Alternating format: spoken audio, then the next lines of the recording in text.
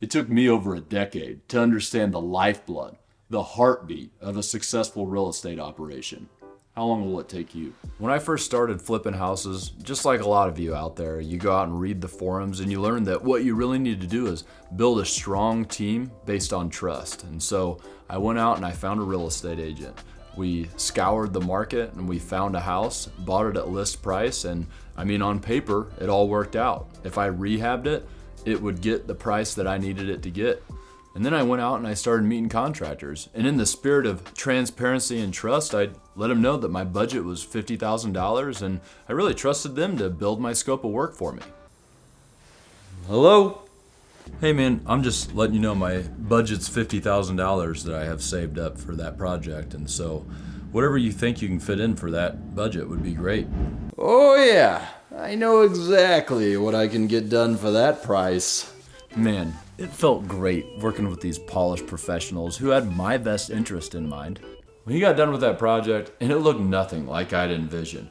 But he's the pro, right? So he knew exactly what we needed to do. Well, next I went and I talked to the real estate agent and he said we couldn't list it anywhere near the ARV that we had projected. And I asked him why not. Well, it turns out what he thought I meant by a renovation is that we were gonna gut the thing completely and basically it'd be a brand new build. My $50,000 renovation got me nowhere near where it needed to be to make this deal work. So I did what anybody would do. I asked Jeeves. Your company will fail miserably just like mine. Well, pretty obvious that one wasn't gonna work for me, so I gave another contractor a call to see what they thought. Tear it down! Eesh. So then I tried a real estate agent.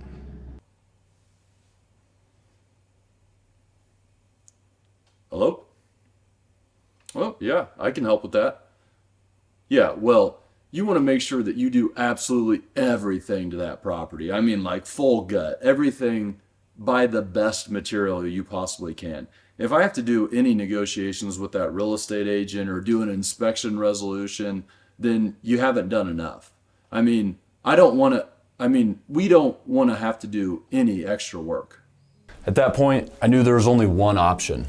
You see, I had to find a better way, and there was only one place I could look for that, and that was right in the mirror. I had to find a way to get control of this thing. I had to find a repeatable system. Now, before I answer the question of what's in the box, I just need a second to help you understand that this is more than what you think. This is more than some boring ass scope of work video. Well, it might be boring, but it's a different scope of work that other people are talking about. This is how, at one point in my career, we were buying multiple deals per week. How we're slashing tens of thousands of dollars off of our rehab budgets. How we're able to find investors at will. That's what our scope of work does. It's a little bit different than the ones that you've seen. Like all of it, there's a philosophy behind it, and I think you should stick around to hear what that is. Now, let's actually talk about what's in the box. Well, it's a light, so I can illuminate my face so you can see me. But first you gotta understand what the scope of work can actually do for you, and why it is so important for each one of your deals and the ensuing project. This is where you can show everybody that's coming onto that job site, everybody who's possibly lending on the project, everybody who's investing, how you see that finished project. This is where you truly cast your vision. This is where you show people what your strategy is. Number two, it's a job detail.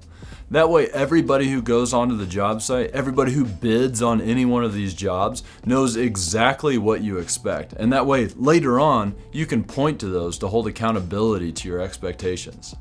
Three, it's a budget. It shows you during the project what parameters you should stay in. Before the project, it shows your lender how much money you need for what phases of the project. And most importantly, it shows you as the investor before you even sink time into assessing a deal, whether or not it's gonna work for you.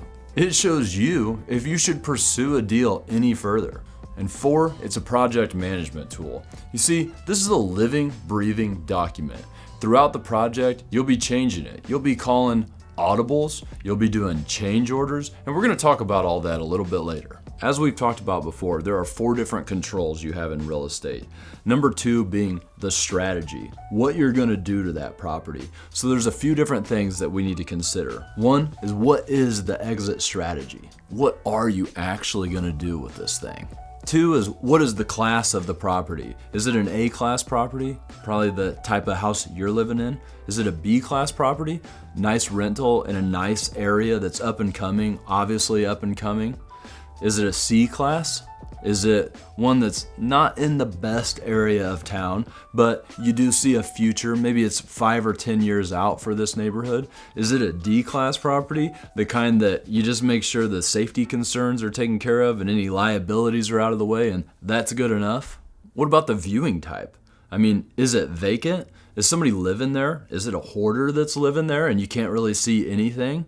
Can you not even get into the house? You just have to look at it from the outside. It's all different depending on the type of property you're trying to buy or one that you've already bought. So what is it that you're doing with that property? Are you Rehab and sell. rehab and rent? Buy off the market, then sell it on the market, aka a wholesale. Maybe buy off market, clean it out, then sell it. Buy, increase rent, then sell. Buy, increase rent, hold. Buy and hold, as is. Brr. Brr. Brr. Brr. Full gut. Cosmetic rehab.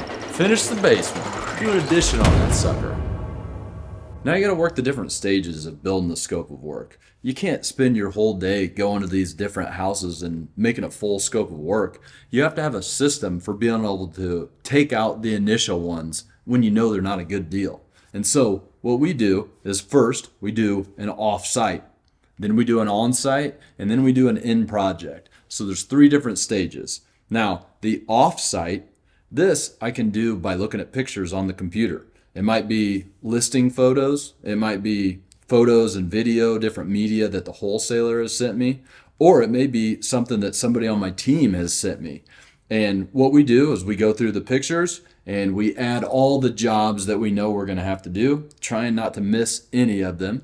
And then we go back through, we put in details, and we put prices or budgets into each one of them. And now we have a rough but fairly accurate budget, and now we can decide if we're even going to move forward with a deal. And truly, a lot of times, even if I do go move to an on-site, I still take media at the job site and then bring them back to my computer, and that's where I really put together a scope of work. But that's different than what we call an off-site scope of work, where you haven't actually had the opportunity to go verify on a job site. So, 1, off-site. 2, an on-site. Now we have our off-site scope of work, which is going to be rough, but it's going to put us in the ballpark. We're going to know if we want to move on with the project. Now we've gotten into the house. Maybe we have it under contract. Maybe it hasn't closed yet. Maybe there's still somebody living in there. And so usually with the on-site, we can't see everything, but we can really go confirm if there's any of the big hurt, kill a deal kind of things going on. So we're going to look for anything that we couldn't see in those pictures that is going to turn what we thought was a good deal into a bad deal. And finally, I have my in the project scope of work. At this point, I either own the property or there's a very, very strong, like 90% or better possibility that I'm going to own it. At this point, I actually bring contractors in with me so I can get hard bids. Usually at this point, whoever was living in there has moved out. The property is vacant. Hopefully I can get electrical and plumbing on so that way I can really test all of the systems. We're going to spend some time at that project and we're really going to figure everything out that we possibly can so we can get boots on the ground and started on this project. If I only didn't have to pick my kids up from school right now, I would say so much more about that. That is my alarm. And I have a wife. Now, I've done some other videos on actual scopes of work for projects that we're going to do, and you should go check those out. But I just picked one that's on the MLS right now. I found one that needed some work and also had some pictures. So that way I could show you basically what I would do, especially for an off-site. Remember, once we get on-site, we're going to go confirm and find any new things. But you can get most of the stuff on an off-site. And even if I went to do an on-site, I would go to the project and I would get photos and media and such, and I would come back to my computer and then I would build the scope of work. And one more note, this is actually my scope of work builder. We're actually working on something that would be more for public use, but this right now is just built in Airtable if you're familiar. Okay, so here it is, Eller Road. And so what I always do is I get a gist for the property, and so I'll kind of think through out loud. For one, I'm not sure if it's this picture or if it's like leaning to the left here, but I can also see that it's got a metal roof. A lot of times I know that people cover stuff up with a metal roof, but I don't want to get too much into all that. I just want to look for the things that I know I'm going to need to do. So I can see some foundation problems back here. I can see some sewer line cleanouts, which probably tells me that stuff has happened recently. And then, see, I can see there's a AC unit in the window, so that usually tells me that we're going to need HVAC. The land is all the way up to the siding, which is never a good thing. So I'm definitely like thinking there's going to be water issues on this one. These are not supposed to be bent like this. They do better with cabinets underneath. But anyway, I bet you there's some water damage here underneath. Also, no, I can tell that there's tape right there, and they were painting the ceiling. So somebody started a renovation. They probably started it, bit off more than they could chew, and that's why they're selling it. This is a really thin bathroom. You know, you can do things like these are 4-inch tiles. So I know 1, 2, 3, 4, 5, 6, 7, 8, 9. Let's call it 10. There's only, you know, maybe 4 feet. Sorry, not 4 feet. 40 inches. There's only 40 inches at best, more like 36 inches in between this wall and, you know, where that shower starts. So that's definitely not good. You want at least 5 feet there. You need 21 inches in front of a toilet, but there is a shower there, so you'd get some leeway, but not a good sign. That's going to be a really tight bathroom. But we're doing a scope of work, HVAC. Probably don't have any, you don't see any floor registers here, notice.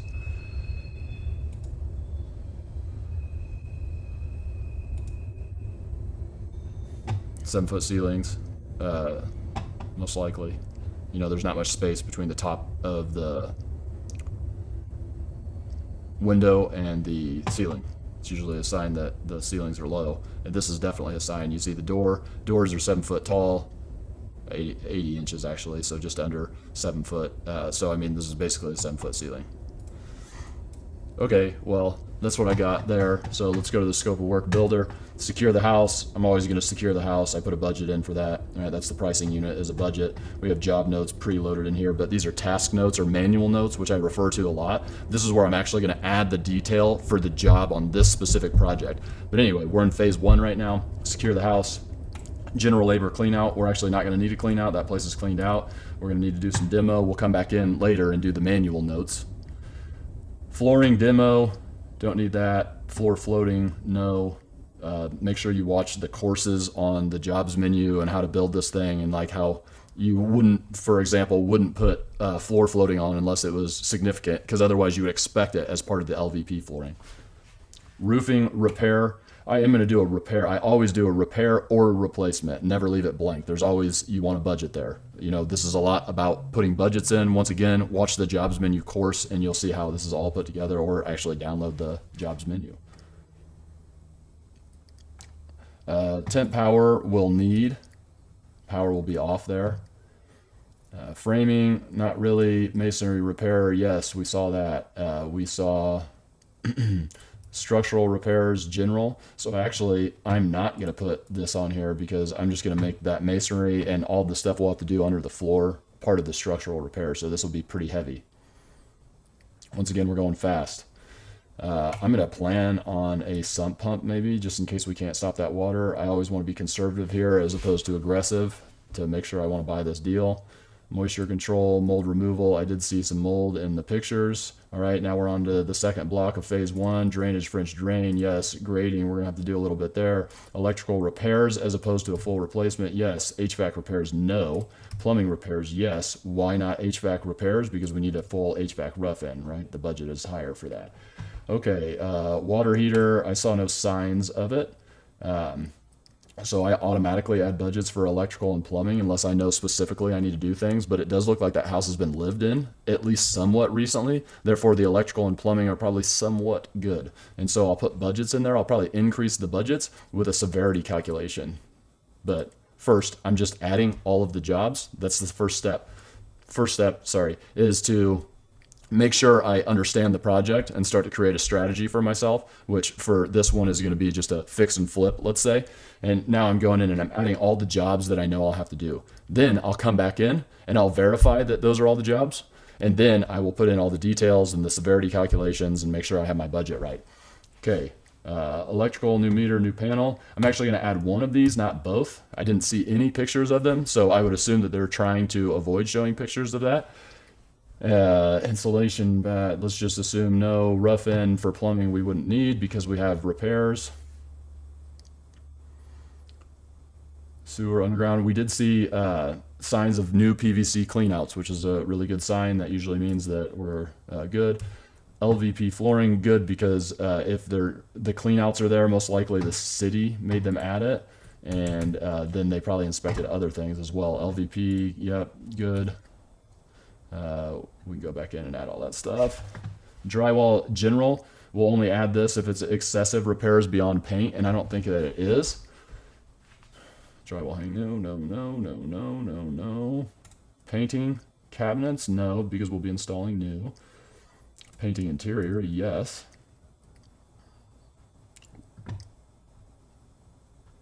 Gutters, I didn't actually see if that house had any gutters. Looks like no, and if a house has water issues, you definitely want gutters.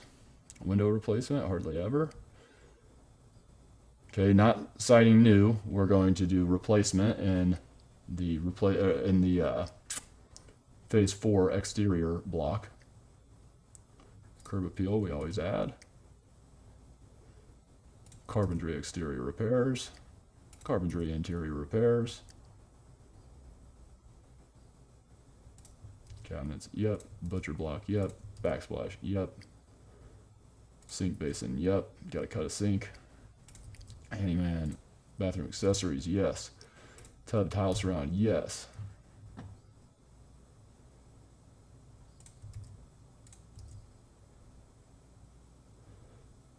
Window repairs, yeah, I always add that because it's always broken. Exterior accessories, you got it. Always add these, that's what makes it pop. Plumbing trim out, gonna need it, always do. If you do a repair, you gotta do the trim out. This accounts for the material. Once again, you'll see that if you go to the jobs menu course. Painting exterior, sorry, no, because we have vinyl siding, so I think we're good there. We'll have to pressure wash. HVAC trim out, yep. Appliances install, yep. Always costs more than just the appliances themselves, unless you've gotten a deal from whoever you bought them from. Okay, I wouldn't be installing a new unit because that's part of the rough end.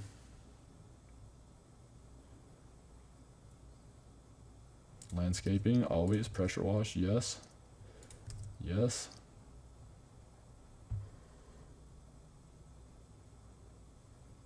Construction cleanup, always. Handyman general, always. Okay, great. There it is.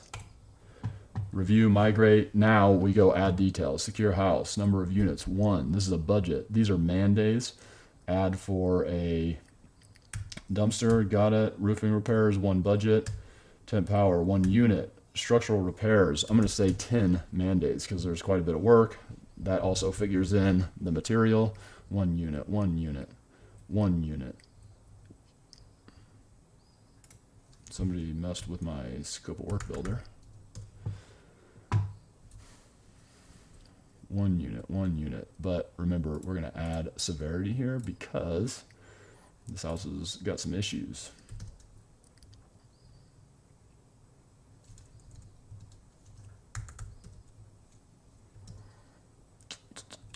Budget, budget, budget, budget, budget, budget, budget. Unit. Same.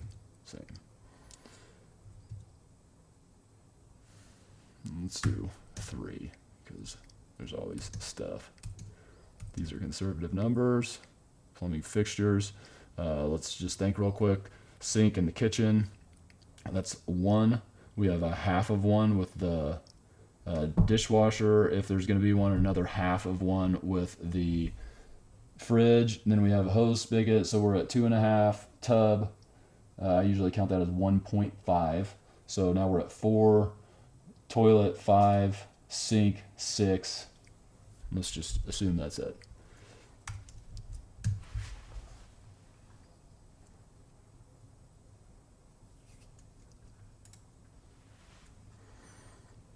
Okay, plumbing, HVAC, trim out, yup, yeah.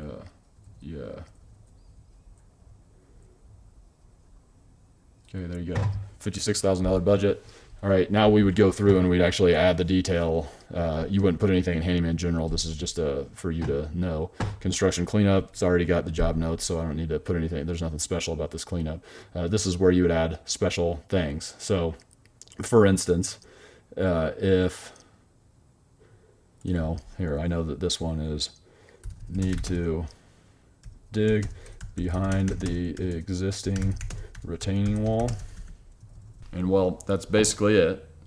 Obviously, this was a quick version, but I wouldn't even do the job notes themselves if I was just assessing the deal. That would be further on. If I was going to take this to an on-site, and then I would take this to an on-site, and obviously we would add and subtract and adjust things when we were on-site, and we would do it even further once we were in the project office block.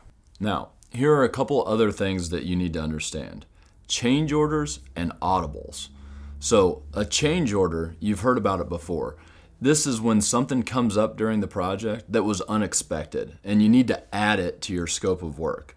And basically what you need to do, not getting into how you manage contractors who are bringing up the change orders, without bringing that up, what you need to do in correlation with your scope of work is simply add it in the correct phase and make sure you add the budget for it.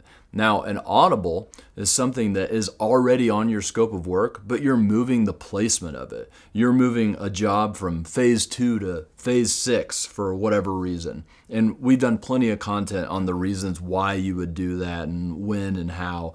But basically, you're taking the job itself and the budget for it and you're moving it to a different phase. And you just need to make sure that your scope of work reflects that. Because once again, this is a living, breathing document that you use for project management. Well, guys, learning to build and utilize the scope of work is absolutely the heartbeat of our systems. But it's not going to do you any good without this strategy. So check out this next video and good luck out there, investors. Total idiot, but subscribe anyways.